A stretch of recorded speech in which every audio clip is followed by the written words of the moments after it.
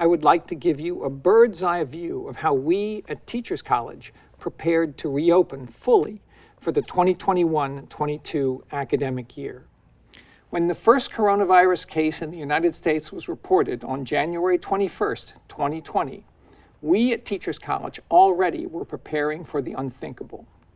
We relied on our digital expertise to develop action plans for swiftly moving all 775 of our spring courses online.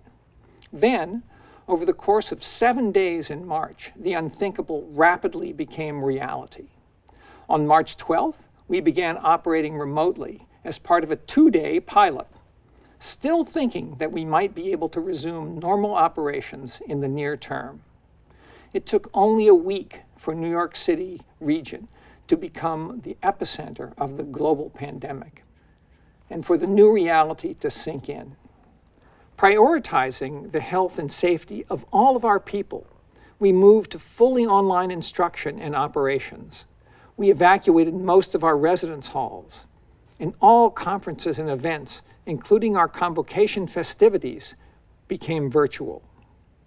During those first 3 months, we did hope that the pandemic would subside and allow us to fully reopen in the fall. However, once it became clear that a fall surge of COVID cases was likely, I announced on June 23rd that TC would continue operating remotely and delivering nearly every course online in the fall. That decision ensured that 2020 would be a year of firsts for every major event at TC. In August, we held new student orientation online for the first time.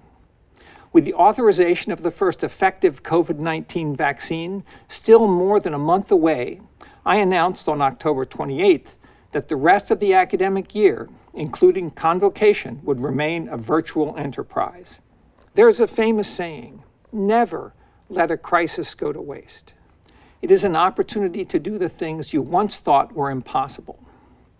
In our case, COVID became a catalyst for pedagogical and technological innovation at Teachers College. We provided more flexibility for faculty and more convenience for students, especially those who needed or preferred to study remotely.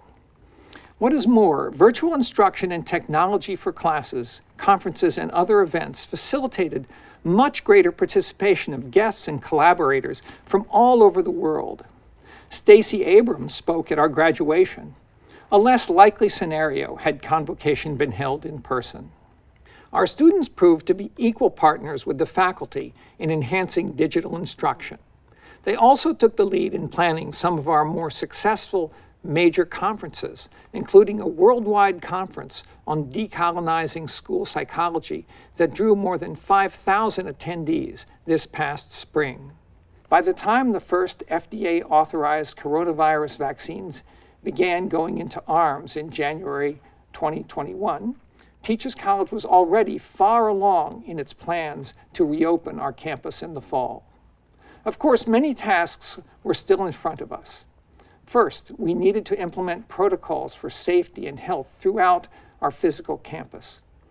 We had to determine how to safely gather and interact in every aspect of campus life, in the classrooms, social settings, venues such as the library and dining halls.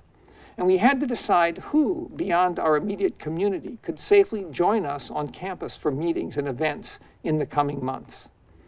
It was especially crucial for us to ensure that those members of our community, including many international students who could not be physically present on campus, still could successfully pursue their studies at TC. Then there was the second critical part of our planning efforts during the winter and spring, to encourage everyone in our community to get vaccinated.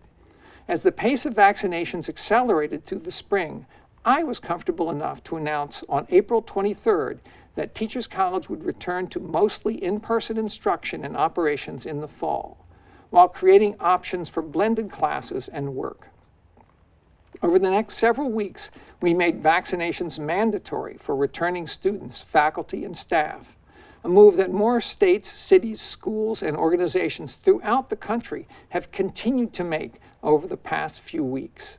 we will continue to require that everyone on campus wear face coverings in most indoor settings. Until the new variants of the coronavirus are brought under control, we have to be mindful, we have to be smart, we have to be considerate of one another.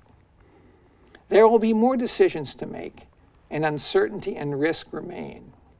But we know so much more about this coronavirus than we did in March 2020.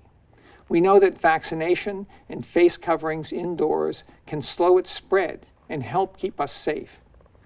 While nothing can quite replace the benefits and pleasures of working and learning together in person, we appreciate the value of virtual instruction and work. It reduces density and saves valuable commuting time. It allows faculty to spend more one-on-one time with each of their students and allows everyone to spend more time with their families. And there simply are tasks and enterprises that many among us can better accomplish by working virtually. However we end up blending virtual modalities into in-person learning and work, there is no limit to what we can accomplish for the public good when we come together as a community. Therefore, in declaring our campus officially reopened, I do so with the confidence that we are stronger than ever, more innovative than ever, and more united than ever. Welcome to Teachers College.